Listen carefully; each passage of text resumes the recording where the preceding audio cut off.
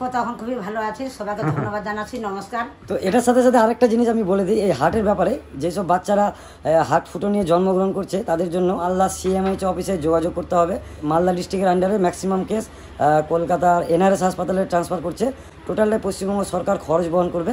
এই 1 লাখ টাকা যেটা এদের এক্সট্রা খরচা হলো সেটাও আর কি হবে না।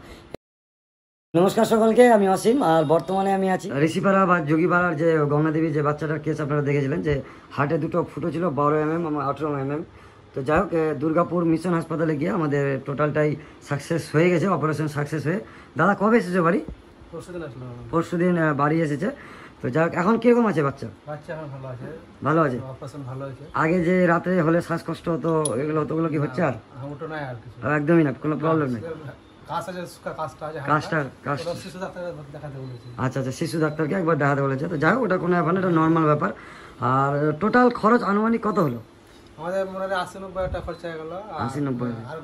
ডাক্তার আচ্ছা আচ্ছা, আরো কিছু খরচা বাকি আছে মোটামুটি। হ্যাঁ, তো যারা যাই হোক, যারা এখনো দান করতে পারেনি, যদি পারে তো আমি কিউআর কোড দিয়ে দিব, ওই নাম্বারে পাঠাতে পারবে। তো টোটালটাই তো মানে জনগণের দ্বারাই, মানে সবার সাহায্য নিয়ে হয়েছে নাকি? সব জনগণের সাহায্য, একদম খুব হেল্প করো। নমস্কার আপনাকে। হ্যাঁ, আমাকে আমার সাথে সাথে যারা সাহায্য করেছিল তাদের সকলকেই সবার তরফ থেকে ধন্যবাদ জানাচ্ছি, যে আপনাদের জন্যই কিন্তু এই প্রাণটি বেঁচে গেল।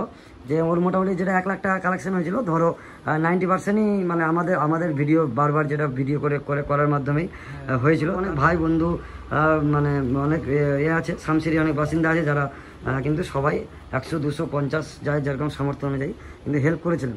তো আপনারা যদি এইভাবে সবার সাথে থাকেন, তাহলে কিন্তু যে কোনো বাচ্চাকে ছোট সামান্য 1 লাখ 2 লাখ টাকার জন্য মৃত্যুর হাত থেকে কিন্তু আমরা বাঁচিয়ে আনতে পারি। তো যা কি বলবেন ঠাকুমা, কিছু বলেন? না, আপাতত এখন খুবই ভালো আছি, সবাইকে ধন্যবাদ জানাচ্ছি, নমস্কার। সবাই আশীর্বাদ করেন যে বাচ্চাটা সুস্থ থাকে। একদম একদম, হ্যাঁ, এটাই আশীর্বাদ চাচ্ছি, যে বাচ্চা যেন সুস্থ হয়ে থাকে। ঠিক ঠিক ঠিক।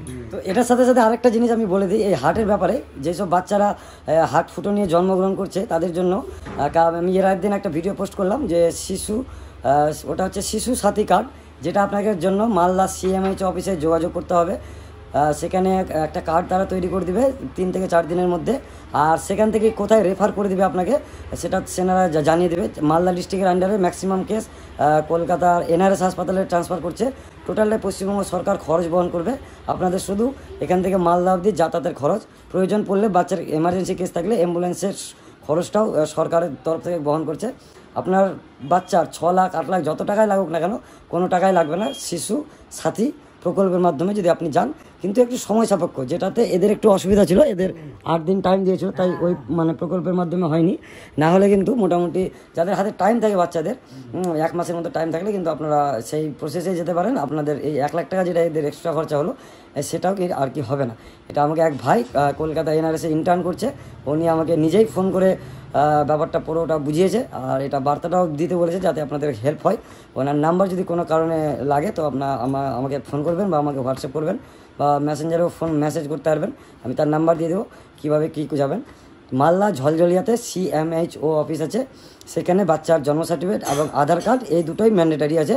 এই দুটো নিয়ে গেলেই 0 থেকে 18 বছরের বাচ্চার সম্পূর্ণ হার্টের অপারেশন টোটালি কিন্তু ফ্রিতে হয়ে যাবে। তো ঠিক আছে, আজকে ভিডিওটা এতটুকুই রাখছি। সকলকে আবার অসংখ্য ধন্যবাদ যারা দুঃসময়ে হেল্প করেছিল। ঠিক আছে, থ্যাংক ইউ।